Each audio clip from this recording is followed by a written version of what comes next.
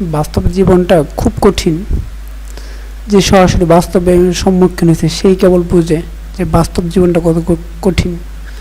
যার আর্থিক আছে, টাকা পয়সা আছে, ধন সম্পদ আছে, সে কখনোই বাস্তব সম্পর্কে এতটুকু বোঝে না।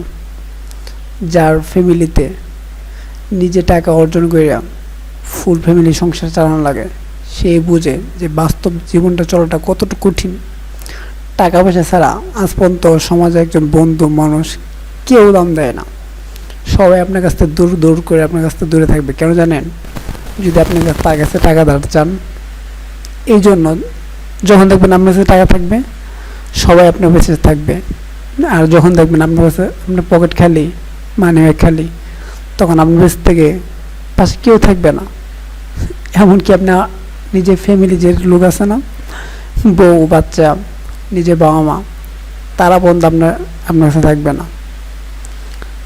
এই পৃথিবীটা স্বার্থের মতো, দিতে পারলেই ভালো, আর না দিতে পারলে খারাপ। জীবনটা অনেক কঠিন। যে সম্মুখীন হয়েছে সেই কেবল কষ্টটা বুঝবে।